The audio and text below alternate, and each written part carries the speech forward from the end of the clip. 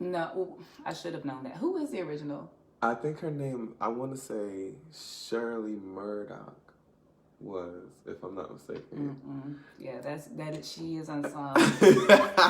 But after she released that song, like she became known in the music industry to be like this, pretty much like they labeled her like a husband stealer, like a homewrecker. Wow. And like after that, like yeah, her career was pretty much over. It wasn't. I wouldn't say it was over, but you know, it's that whole dynamic of where, you know, we as Black people and colonized people, we of course we love soul music or whatever, but and we think about what really happens in life. Yeah, and you know, just the fact that we aren't able to support the artists that we really enjoy, like, you know, like Shirley Murdoch and, you know, things of that nature. And so, like, they kind of get, how do you say, like, not necessarily swept under the rug, but they don't receive the limelight. They don't get the credit that they really deserve. Yeah. Wow. But anyway, good morning, Trappers. Welcome to the Revolutionary Book Trap with your boy, Chiefs Dia. And Chiefs Nyah. Yes. It is another Sunday, January 19th. Tomorrow is Martin Luther King Jr. Day. And so, yeah, what's up? Y'all doing okay? So, first things first. The homeless food drive that we did yesterday was a success. Success. You know, I be country, but so y'all, we had a long ass day, and to be completely honest, like, child, I was so exhausted. Like, our day started at 6 a.m. So we're going to give y'all the rundown. But before we even go into that, we really want to express our sincere gratitude and appreciation to each and every single one of you who donated, who shared the links, who spoke to your family and friend members about the homeless food drive to get them to show support. We thank you. And you can expect more in the future. But so we woke up at like 6 a.m. We came over to my place, and we switched the menu, which we spoke about briefly in our last episode, but we made baked chicken, we had rice, string beans, and rolls. Me and comrade Kimya, why am I about to call you Kimya? Me and comrade Nyah was on the baked chicken. So we baked all of the chicken. Shout out to Comrade Angelica, who prepared the string beans, and to Comrade Terry, who prepared the rice. So we came over to my place about 6 a.m. We heated the food. Then we packaged it all. We put it in the bags, which had granola bars, water, a Black Hammer Rocheur, and a granola bar. And then we loaded Comrade Nyah's truck. Then we headed out to Central Park where we met, all of the other comrades. And I want to give a shout out to Comrade Angelica because she was having car trouble. And so it was pretty much a situation to where, like, she was telling us her key got stuck in the ignition and that the car, if she crunk it, like if she turned it on, she wouldn't be able to turn it off. So at the last minute, we had to go and we had to pick her up from this gas station she was situated at. But we got her car home and she was able to join us. So we headed down to Woodruff Park, which is smack dab directly in the middle of downtown Atlanta. And you're blatantly exposed to the poverty and homelessness our people, Black and colonized people face, right? And it's a glaring contradiction because you see all of this new propaganda going out about Atlanta and how it's this budding new metropolitan, that I think they even started some campaign this year about trying to get young entrepreneurs, like that. mainly focusing on white college graduates or whatever, to move here into the city. But you come here to Atlanta, and not just in Hurt Park, but under the highway bypasses, like the bridges on the corners. Tent cities everywhere. Yeah. Everywhere. But you wouldn't know that. You wouldn't see that on how they, promote and show off Atlanta. And it's just crazy. And you know what I was thinking about, Comrade? Because right now, the emergency room in Grady Hospital, and from my understanding, like Grady Hospital,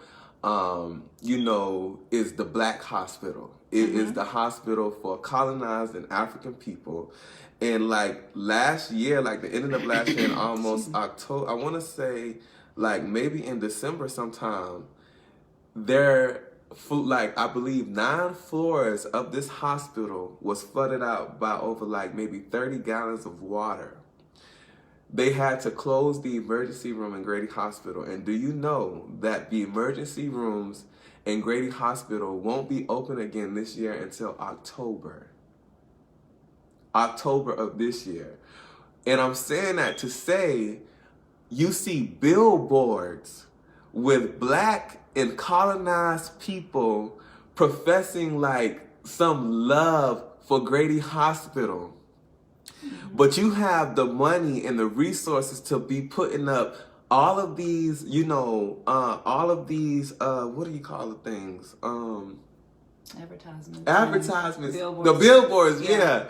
You have all of the resources to create these. I'm talking about like the billboards, like there's no way you cannot see these big ass billboards. And then on top of that, y'all have commercials with, again, Black and colonized people saying how much they love Grady Hospital. But right now, you can't even meet the needs of the people all the way up until October.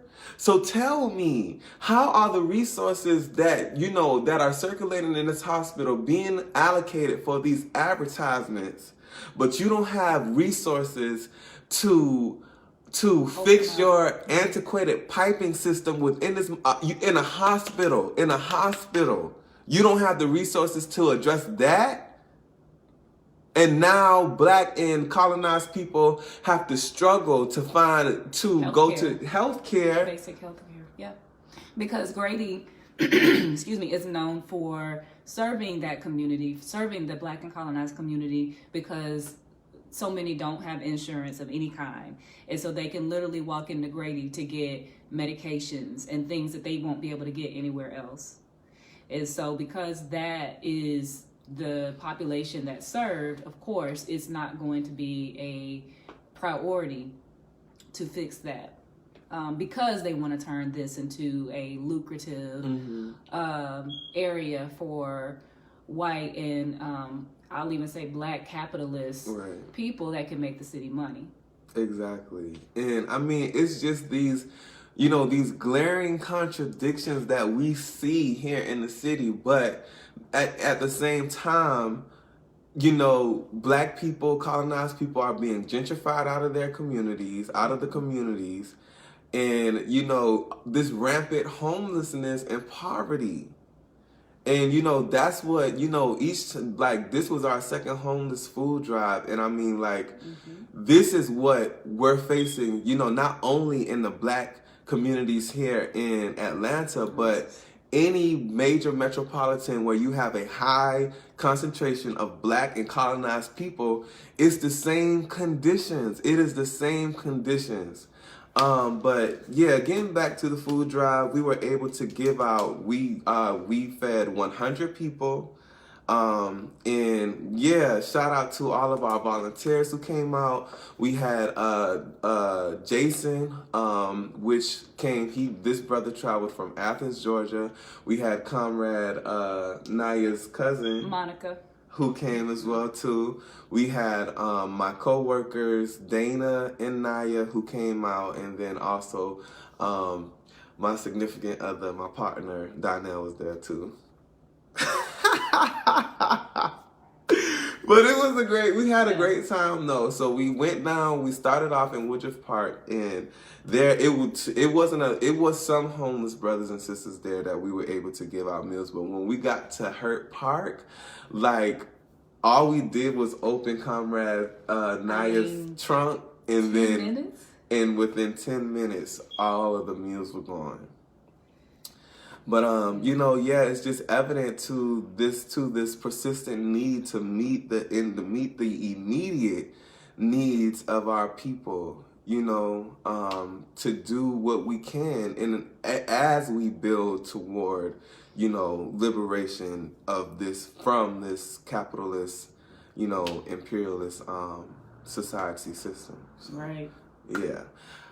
I mean, it was fulfilling though, but it was just leaving there. You still don't have a feeling that you know that there's still a lot more work to be done, and that there were so many more people that who needed food and basic things and basic necessities. And again, what's happening to them is coming from the same source of what's happening to Black and colonized people all over the country and all over the world. And you know what? Like, I was, just thinking of, because during this process, we approached a Trader Joe's here within the city in order to get donations, for the food drive, and pretty much the response was that we would have to. It was like a 2-week process that we had to fill out an application, and that we had to 501c3, and we had to prove that to them. And I'm saying that because even like capitalism, imperialism has found a way to make getting donations lucrative to them, to again fill their coffers, to say. And just the fact that I was talking to my comrade Terry yesterday, and he was talking about, like, he knows of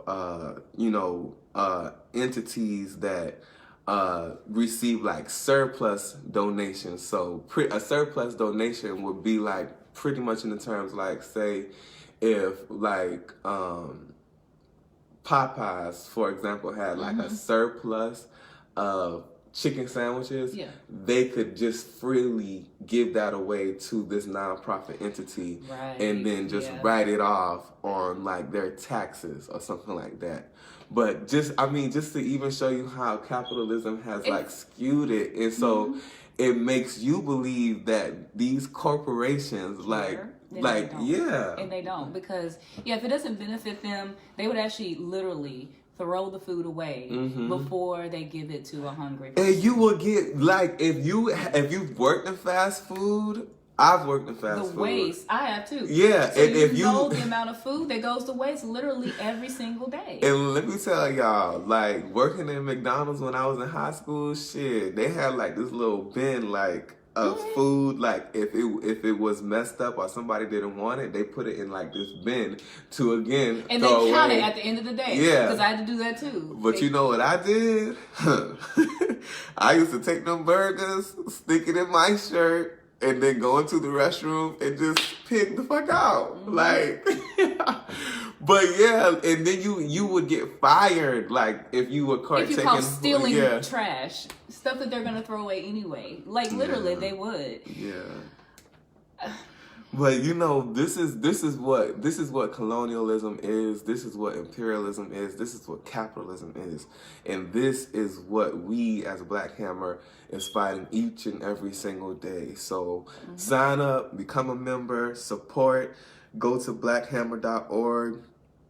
Become a monthly sustaining member. Donate on a monthly basis. You can just you can donate at through the Cash App, $Black Hammer, or just support. And the links are in the comments section. Yes. And if you haven't already shared the video, make sure you share. We do have 2 other drives that are coming up. One's happening today. It's in Wilmington, Delaware. It's going to be on Park and Jackson Drive, at the corner of Park and Jackson Drive at 1 p.m. So if you're in that area, go see them, help give. And I think they have a Cash App, which I did not list here. But then also the Orlando Clothes and Hygiene Drive is happening on the 25th, 12520 at 1 p.m. and it's going to be at Pine Hills, Orlando. So you can also still give to that at Cash App BH Florida. Cash App BH Florida. So you can still give to that. If you're in the area, they would love to have your help in giving out, but we got to serve our community. So, again, as my comrade said, that's what Black Hammer is about. And we're going to continue to do this until we win the war against imperialism. Y'all see our sets just get better and better. Like, we keep changing it up. We all in the sunlight and all of that good stuff. But Black Power to all of our trappers that have come on. We about to go ahead and get started. Please share like Comrade Knight shared, said, and put hashtag shared in the comments when you shared it. Okay, comrades. So today we're continuing with chapter 4. And so today, we've come to the part in the chapter where Comrade Walter Rodney is speaking about continuing politico-military developments in Africa from 1500 to 1885. So, just in terms of the timeline, let me back up. So from here, what Comrade Walter Rodney is going to be speaking about is like the political and the military developments of these African societies. He's going to speak about, speak to different African societies during this period of time, but how they were able to politically and militarily develop in spite of the current slave trade that was happening in Africa from this, in this point in time. And this is from 1500 to 1885. So, just even in that aspect, to understand that for the slave trade to have happened over this long ass period of time from 1500 to 1885, that is a long ass time. Yeah. And just the magnitude in which, and we already discussed like the fact that the stagnation of the growth of the entire continent, even if it wasn't totally in every part of the continent, it was evident in that every other continent was growing. Yeah. And I just think that's so important to remember, is how much it impacted the overall growth of the population. Yeah. So he pretty much he breaks it into two. He places these African societies in like two categories. Is in one with the African societies being directly caught up in European generated activities, and those who continued in the appearances of a traditional manner. So he goes on to say the development did continue in certain areas, such as South Central Africa, where pretty much he says that these African populations were free to pursue, a path of development with interplay between the people, the population of people there, and the environment. And then he pretty much, as he provides these examples, we're going to be looking at their achievements, what they were able to achieve even under the bombardment of slavery. And he speaks about African armies being in existence pre-colonial. And he was saying that, he says that they had like all of the political implications of any other, developing society, pre-colonial. And so he says from 1500 again to 1885, it meant that African social collectives became more capable of defending the interests of their people and to, opposed to the interests of those who were outside of their people. So pretty much meaning that these African societies who were able to continue to develop had time to focus on their interests, such as looking into production, religion, spirituality, getting a better understanding of their economy and things of that nature. Black Power, Comrade Sariva.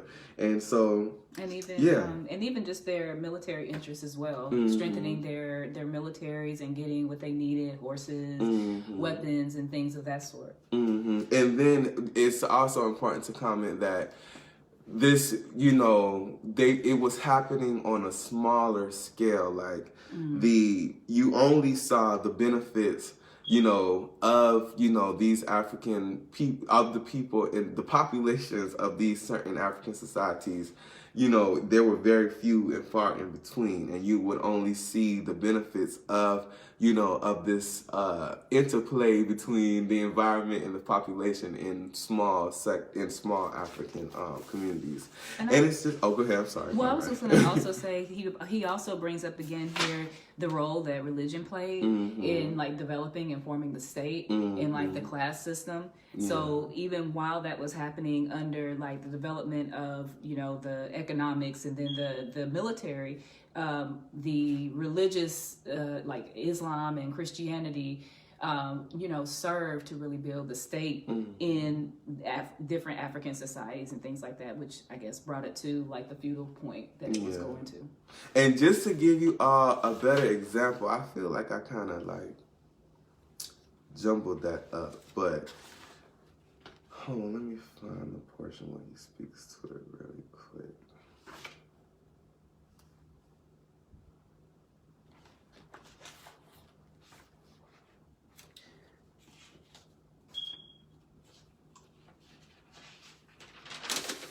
Okay, so he says politico-military development in Africa from 1500 to 1885 meant that African social collectives have become more capable of defending the interests of their members as opposed to the interests of people outside the given community.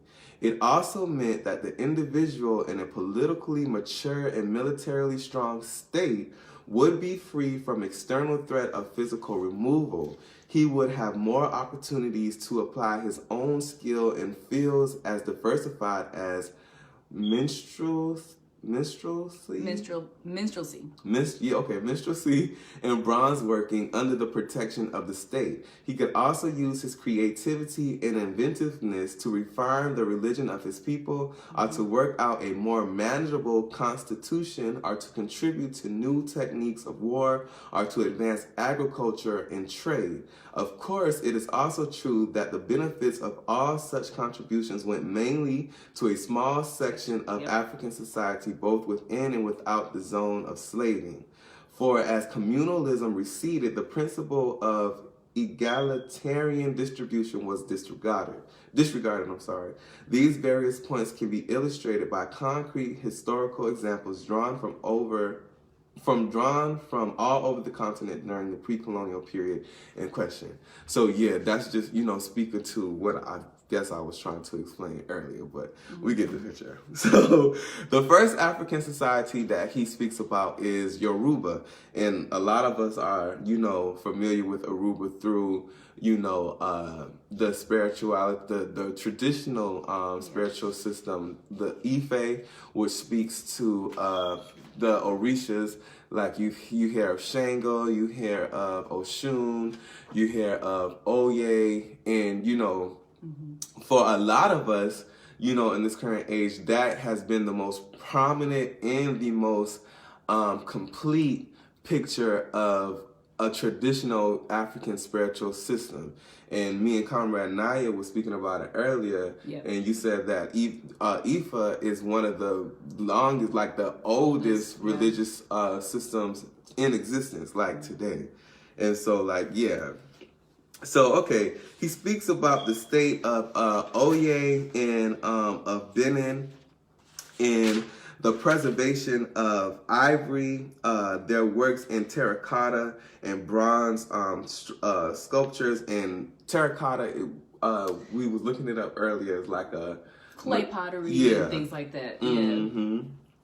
So he says that even though Yoruba was in it was in an intensive area of slaving, but he says that the kingdom was the kingdom of Oye, which was a state in Yoruba land, kept fairly clear of involvement with slave trading in the late 18th century. And until the late 18th century. And he said that up until that point, the population mainly concentrated on local production, trade, consolidation, and expansion of trade. And so before, the coming of, even like in this period of time, this African society was still able to have that, to continue its development in those aspects. So he says that the kingdom was ruled over by a Alafin and Right. yeah, that's pretty It's just much a comparable. type of ruler. Yeah, a type of ruler. That society. Mm-hmm. And they had Aristocracy. Aristocracy. Yeah, and so he even comments from like the 16th to the 18th century constitutional mechanisms between the Alafin and the subjects pretty much crystallized. So meaning that at this period in time, they still had a working constitution, which, pretty much, begs to say that they pretty much had laws, they had protocols, and all of these different things happening, developing even as the slave trade was happening, in the continent.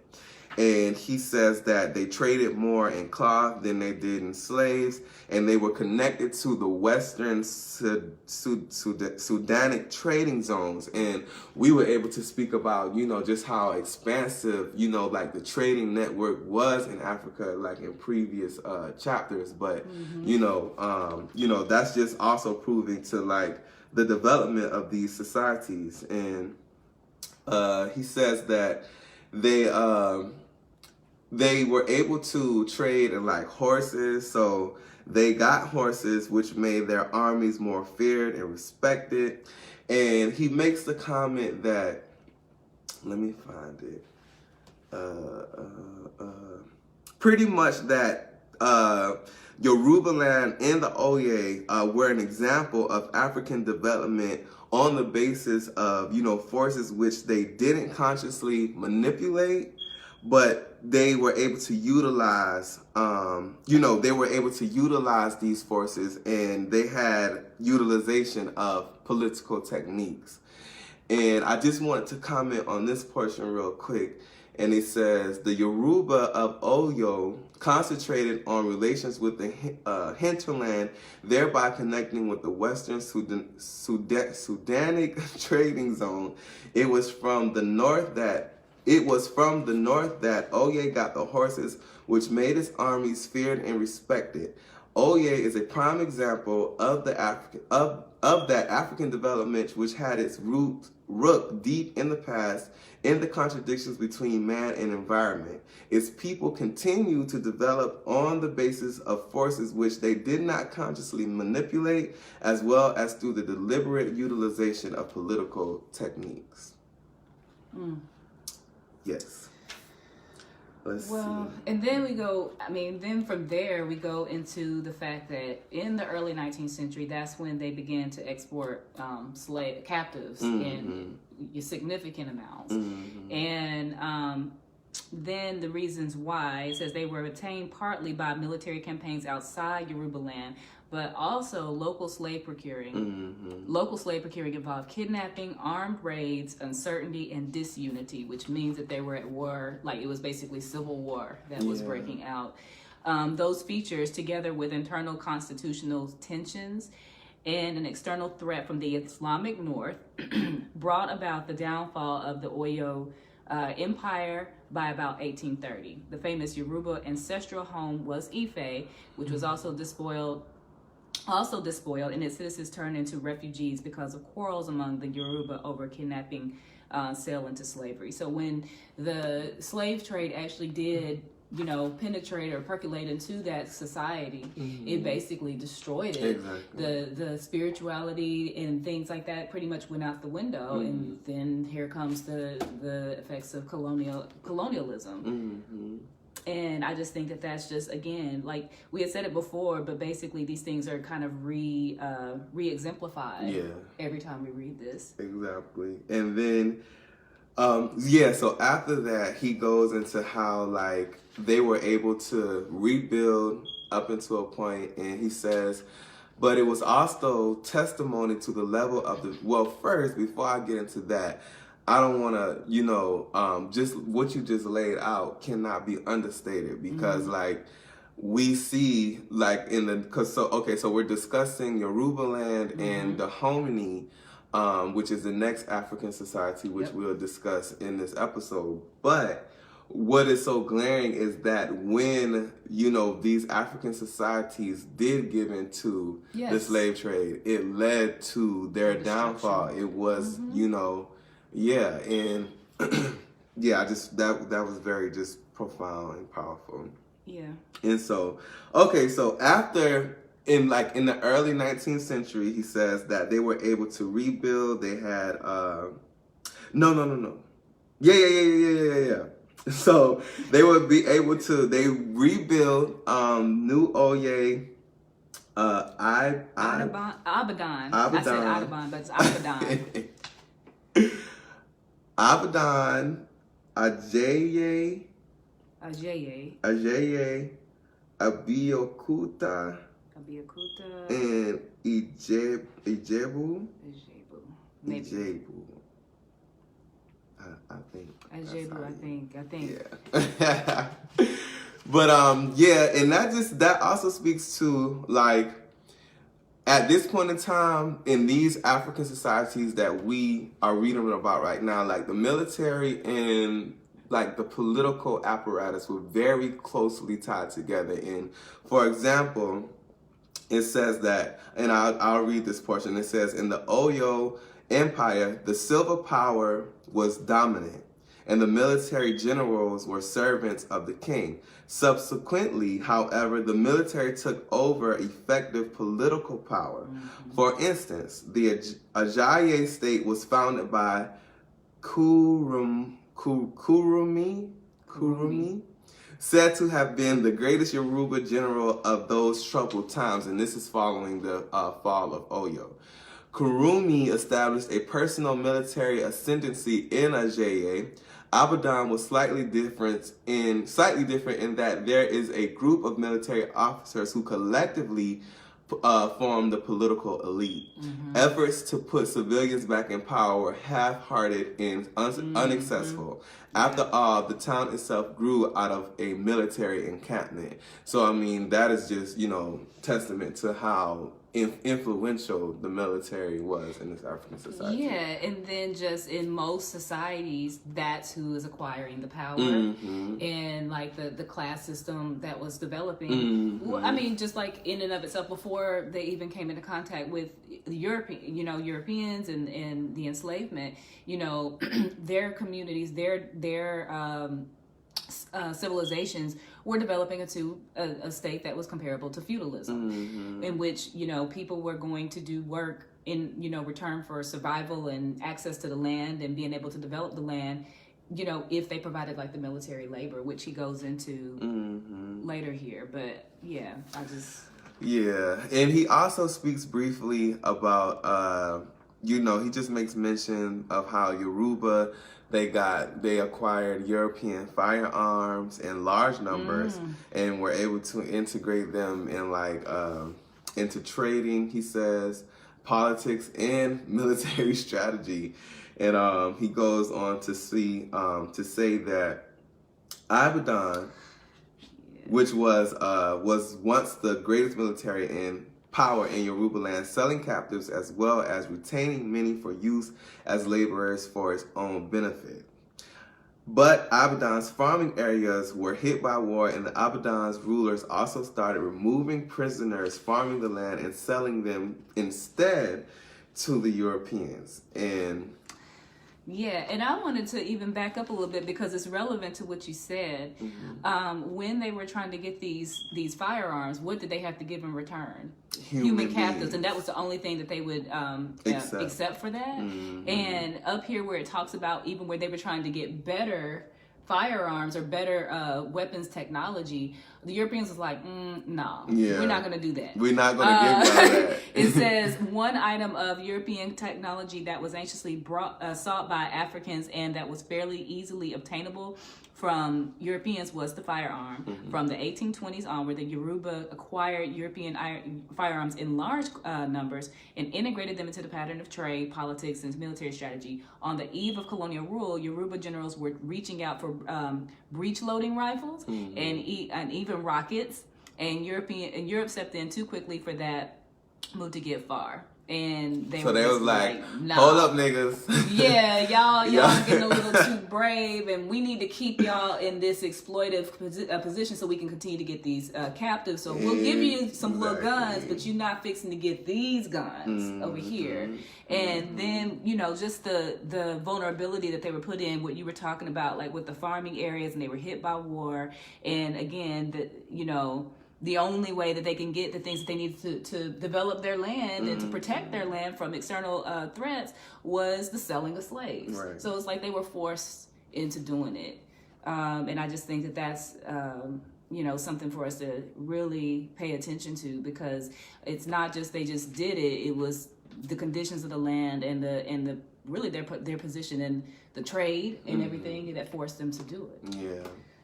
And so, he also speaks about, how historically, when you look at the history of Yoruba in the Yoruba states, that it has pretty much been stated that, these, the states were unable to, unite and stuff like that and to combine as people. And to disprove that, he says, too often historians lay undue emphasis on the failure of 19th century Yoruba states to unite and produce an entity as large as the former empire of OU.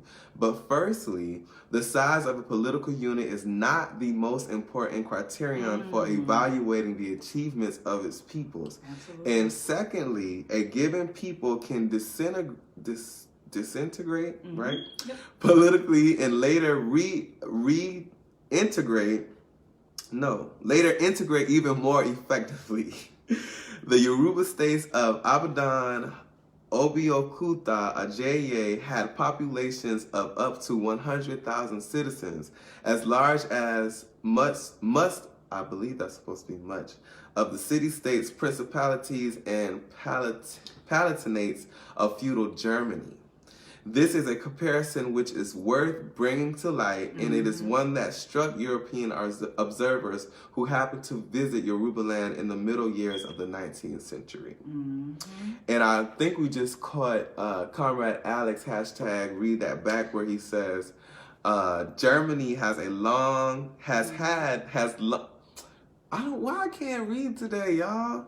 Germany has long had a common culture and language, and there was a form of political unity under the Holy Roman Empire from the 12th to the 15th century. However, after the Reformation and the breakup of the Holy Roman Empire, the German people were divided into as many separate political entities as there are days in the year, some of them being hardly bigger than a public park.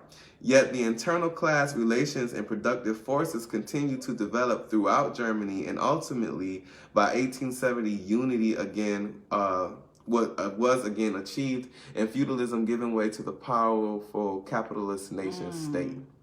Which we know what their common interest was, which was gaining captives to develop their, so yeah, that's important to look at. And then from the African standpoint, where there was this unity, that was more like, we're going to compete amongst each other to get what we need so that we can get these resources from Europe. And that means that we're going to fight against each other and then export our captives out in return for these things.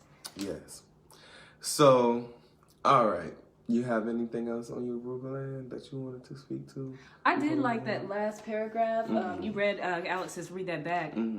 At the end, where he's talking about some of the other societies within the Oyo, he said the Asante's connection with the export of slaves in the 18th century led its rulers to concentrate on expansionism of the type which would bring in captives through wars, raise tribute, and as articles of trade from regions where they had been made prisoner.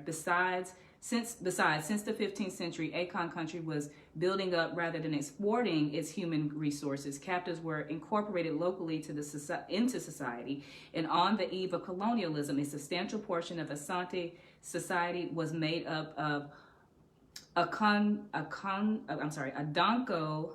Ba, the descendants of one-time captives who were the laboring population on the land. Development had not come through exporting and losing labor. So this particular tribe or this particular group of people, they saw that it was not in their interest to export because they needed the people and the numbers to develop the land. And I appreciated that I mean, there was a consciousness in some of these societies that it really isn't in our benefit to lose and to stagnate our population by exporting the captives, and they did with it. They fought against that. So Black power. All right, so the next African society that Brother Walter Rodney discusses is the hominy. I don't know why I'm saying the hominy. The homie, yeah, the homie. Chilling with. Do you like hominy? Do you like hominy? Do you eat? That's hominy? yeah. Maybe that's what you think of? I don't like hominy. It's like that's kind of like a porridge or like something comparable to like grits or something like that, right? Something like that, but it's got a funny taste. Yeah, to me. no, thank you. But so he starts off straight out the gate just by saying the homie was deeply, deeply involved in the slave trade, and I don't say involved voluntarily, but forced to participate in the slave trade.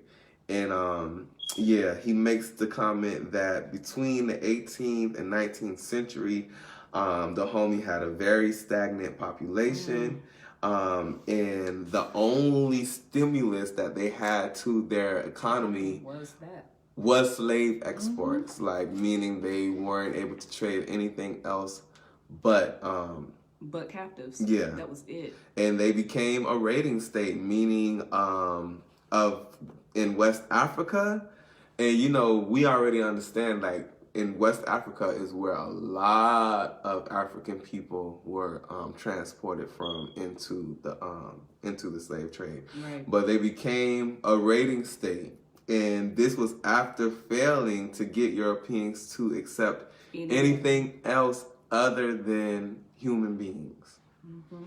Yeah, because comparable to like Oyo, they had a very rich culture, and it even mentioned like their rituals and their religious like ceremonies that they would have, and how people from Europe would come there and enjoy that. They would enjoy the resources of cloth, which was another big thing that they had in their favor, whereas this society, it wasn't that. And even the kings within this, like it says, the kings of Alada and Wida, which had made the mistake of either failing to protect their own citizens from enslavement or actually conniving, like actually plotting to send captives for their financial benefit. So. And just really quickly, like I was having a discussion, and the discussion was based around it was based around the shooting that happened in Lenox Mall yesterday. And if you've heard about Lenox Mall is a very popular mall here in Atlanta. And so I believe the brother involved in the shooting, in the robbery, was black.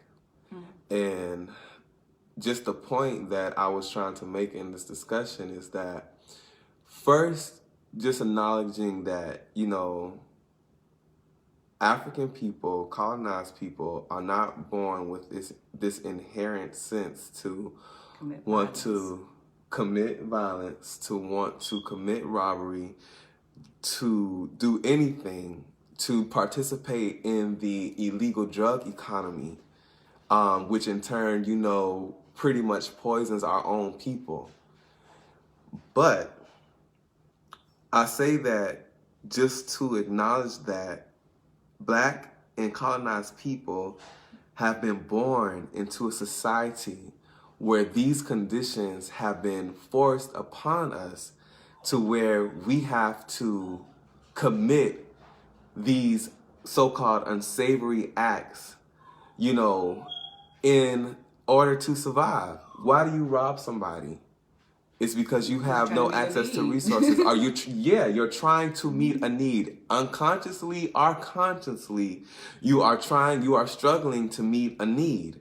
And just based on the fact that we understand, I'm not even really a person into statistics, into numbers, because you can ride through any Black or colonized community, any place in America, and you can see the rampant poverty and homelessness in our societies, in our communities. Mm-hmm.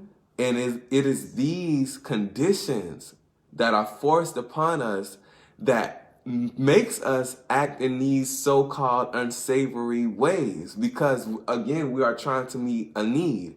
And I'm saying this because this can be directly compared to these African societies, in the past, who were forced to sell their own people into slavery because even with them not being able to fully understand that selling their brothers and sisters into slavery, selling our brothers and sisters into slavery was I guess bad, for lack of a better term. It was done with the understanding that we had to do this to ensure that the majority of the society of the community was able to survive, able to sustain itself. Mm-hmm. So you can't, just having this discussion and these understandings, you can't look at it without placing that into context. And it's not possible for you to do so, because if you do, then you aren't acknowledging what colonialism and imperialism has done in order to make these conditions so that we have to commit these so-called crimes in order to survive. Mm-hmm. Why do Black and colonized people go out to rob people? Because there is no economic development within our communities. There is no type of what do you mean? How do you say recycling, circulation of our own funds into our community. And then so you're faced with not having economic development in your community. Okay, well then say somebody was to come to argue that, well, you need to get your broke ass up and go get a job. How can the average Black or colonized person be able to support him or herself? And that's not even including the fact that these colonized people, have children. But how are we supposed to sustain ourselves if the resources that we make from these colonial jobs don't even meet our needs? And that's not an opinion. That's not what I'm saying. I'm not just saying this. This is backed up from research that was conducted that says that minimum wage in any city in the United States does not even cover your rent, your basic needs, like your income. And this is backed up through research. Does not cover, the minimum wage does not even cover the cost of your rent. Mm-hmm. So if it doesn't cover the cost of your rent doesn't include if you have any diseases or illnesses. It doesn't cover the fact that utilities, your lights, water. It doesn't cover, if you have the transportation. Mm-hmm. Childcare. Childcare. So, when you put all of this stuff into context, no matter how you may feel subjectively, but this is the objective reality that we as Black and colonized people face every single day. So when this does not come from the people committing robberies and Black people and colonized people committing robberies and crimes does not come from it's not an internal decision that is made on part of this individual. And it even goes to how when Comrade Huey P. Newton breaks down in Revolutionary Suicide, mm-hmm. that the individual who commits suicide doesn't commit suicide because what they're going through internally. They're committing suicide based upon the external facts that are forced upon this individual, making them believe that the best option that they have is to kill themselves.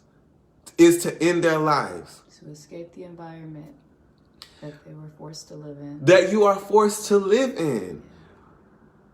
Imperialism, capitalism, colonialism creates the conditions that African and colonized people, like, y'all, like... it's all connected. And I mean, it comes all from this. Like, we've never stopped being colonized. So even after, generations and generations of us coming from this, we wouldn't be here if it weren't for the things that preceded with that. In our conditions, we're still forced, even with a few more comforts, we're still forced to live a harsh reality compared to, the colonizers.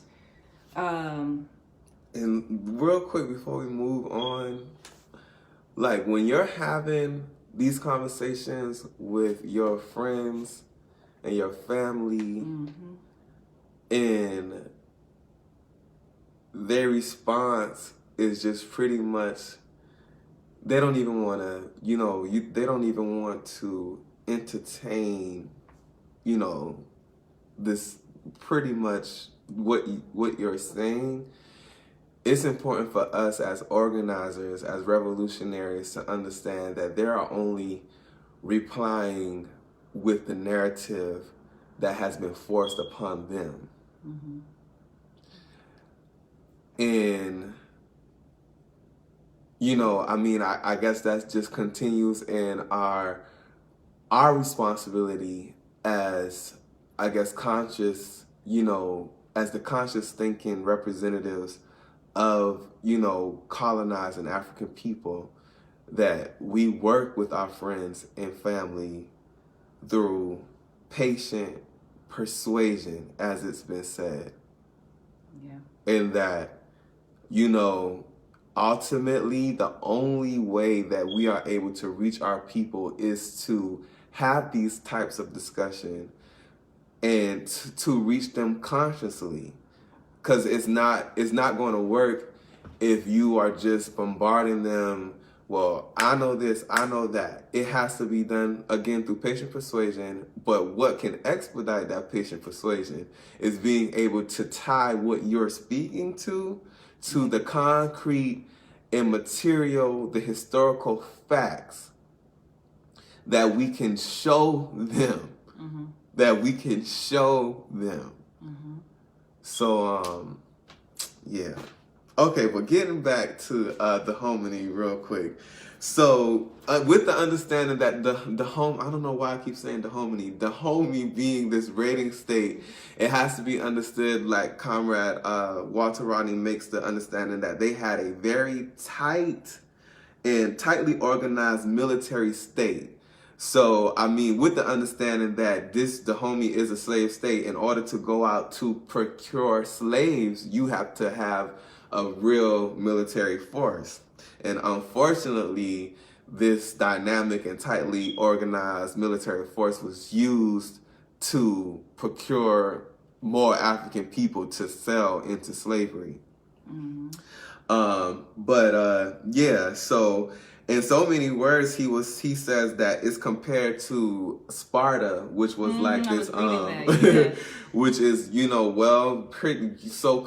well known, because any aspect of so-called European history is going to be forced upon colonized people to say, hey, niggas, this is the example. This is how we got what we got. This is how you can get what you can get. Yeah. So, they were called Black Sparta of that time, being that they encouraged young boys to become apprentices of war. And it's unfortunate that all of this, all of this organizing had to be pushed towards, selling your brothers and sisters into slavery.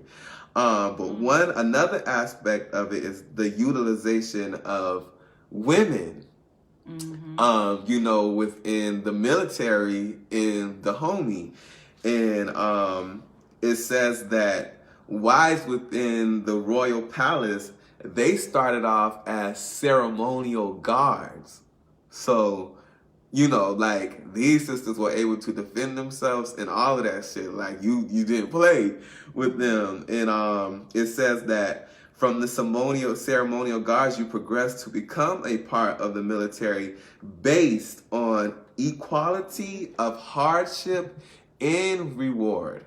So, I mean, that's just saying like these women within the Dahomey society they were treated as equals. Mm-hmm. So we're not talking about no warm man. You know, behind every strong black man, there's a strong black woman. Like these women were upright, standing citizens within this African society. So much so that he makes it a point to lay out where he says, hold on, let me find where he says it. Okay, so he says, apparently the wives in the royal palace started off as a ceremonial guard in the 18th century, then progressed to become a more integral part of the Dahomey's lightning machine on terms of complete equality of hardship and reward. The Dahomey's population in the 19th century was probably no more than 200,000, and the state consistently managed to send 12 to 15,000 actives on its annual campaigns. Of those, it was estimated in 1845 that some 5,000 were women, the so-called Amazons of Dahomey, who were feared for their ferocity in battle. Fierce black women. Fierce black women. And you know what? Even though we understand Wakanda ain't nothing but some made up bullshit, but it made me think about, you know, those the soldiers in there. Yeah, that was defending the empire. Yeah. And I think that speaks to what we were just talking about, like as far as like the homies, like their emphasis on their being just kind of like a society that's really based around having a military structure. Mm-hmm. The fact that everyone in their society was utilized in that capacity. Mm-hmm. You know, you're basically teaching your children from birth. Like, you know, you read about Sparta. They teaching their kids from birth how to fight, mm-hmm. how to become soldiers, how to defend, and things of that sort. And so it was basically ingrained in their everything that they did, their society, how they acquired their resources for their land, how they worked their land, how they defended their land. It was literally ingrained in everything that they did. Despite it being tied up in the trade, in the slave trade, mm-hmm. I mean, everything that they did was just based on, you know, militarization. I think Comrade Cameron was just saying in the comments that he named the Black Amazons or something like that he was reading about them. It says, he gave the name. He said, my friend Frank from UPS read Black Sparta and told me how the Dahomey warriors would punk them. Would punk men. It's like a little right there what he says. Just I got the book about the Black Amazons. Okay. Dora Malaji. Okay. Yeah, I mean, but you're right though. But you don't. Of course, you're not going to see things like this in mainstream imperialism media, you know. But you know, again, Walter Rodney wanted to lay out that there were societies that had been going even before their interaction with European colonialism, and that they were able to form their own militaries, their own government, state, and things in development. And then even despite when it started to happen and when, you know, they were still able to basically develop, they were underdeveloped, and they had slowed down, and it changed the course of how they were developing and what direction they were developing, but they were able to do that. And I want to also say that this particular society, perhaps, I don't know for sure, but because, again, every bit of ammunition that they were getting was from Europeans. And so that does kind of underline how tied into, you know, they were able to get these weapons and how tied in that they were to exporting. Oh, okay. He says that the Dora Milaje is the Black Panther's bodyguards. Okay. Oh, in the comic book. Okay. Anthony Fernandez, we are reading How Europe Underdeveloped Africa. That's the book that we're currently on. And since you're just coming on, you can definitely look at the previous episodes up until this point. The PDF and the PDF link to the book is linked into the description as well too. All right, comrades. So we're going to go ahead and lay out our next reading portion for this chapter. And so we're going to read from the, after Dahomey, you go into the Eastern Interlacustrine States. And we're going to read from the subtitle, The Eastern Interlacustrine States up into the Coming of Imperialism and Colonialism. All and right. I feel, I'm ready to get into that. Okay, so for me, that's pages 143 up until 160. Okay, and for this version, it is page 122 to page 135. Okay, so again, y'all, that's the Eastern Interlacustrine States up until the coming of imperialism and colonialism. All right, comrades. #Trappers. Thank you for joining us for another revolutionary book trap with your boy, Chief Dia. I'm gonna have to do some sort of thing like that. But yeah, I got the shoulders. I got the shoulders. Maybe you can do the big hand bounce. Maybe I can do like a high kick or something. And let us, y'all, like we keep switching up our sets. Like y'all don't sleep on us, okay? Next time we might be on the roof somewhere. You know, like we doing the dang thing. All right, comrades. Black power, y'all. Black power.